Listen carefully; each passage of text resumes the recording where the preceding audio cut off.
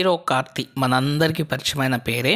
ఆయన సినిమా 'సత్యం సుందరం' release event ఉండగా 28th ఆయన రిలీజ్ అయితే చేసుకుంటున్నారు ఆ సినిమాని. సో ఎన్టీఆర్ సినిమా 27th వస్తుంది, 28th ఆ సినిమా అయితే వస్తుంది. ఆ సినిమా ఈవెంట్లో ఆయనకి ఒకరితో దోస్తీ ఏర్పడింది, అలాగే ఒకరితో వైరం అయితే ఏర్పడింది అనమాట. ఆ రెండింటి గురించి మనం ఈ వీడియోలో అయితే డిస్కస్ అయితే చేసుకుందాం. మా ఛానల్ సబ్స్క్రైబ్ చేసుకుని నన్ను సపోర్ట్ అయితే చేయండి. అలాగే ఈ సినిమా ఈవెంట్కి విశ్వక్షేణ్, ప్రశాంత్ వర్మ లాంటి వాళ్ళు కూడా అయితే వచ్చారు. అయితే వైరంగాని చూసినట్లయితే మన పవన్ కళ్యాణ్ గారికి కార్తీతో వైరం అయితే ఏర్పడింది ఆ సినిమా ఫంక్షన్లో. అది ఎందుకంటే ఇప్పుడు మీరే వినండి. లడ్డు కావాలా నాయనా? ఇప్పుడు లడ్డు గురించి మాట్లాడకూడదు, సెన్సిటివ్ టాపిక్, మనకు వద్దు అది. ఓకే, మోతీచూర్ లడ్డు తెప్పిస్తాం మేము మీకోసం. మోతీచూర్ లడ్డు సిచ్యువేషన్స్ కావాలి మాకు, అంతే. సిచ్యువేషన్ కావాలి, లడ్డు వద్దు ఇప్పుడు.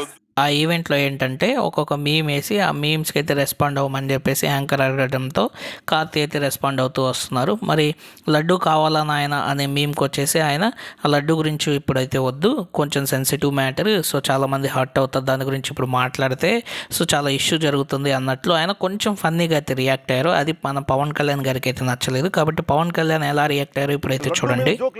నేను ఒక సినిమా ఫంక్షన్ కూడా చూశాను, laddu is a sensitive issue అని. Don't you ever say that. Don't you ever dare to say that, please. I respect you as actors, but when it comes to Sanatana Dharma, please, you have to think 100 times before you saying a word. One comment.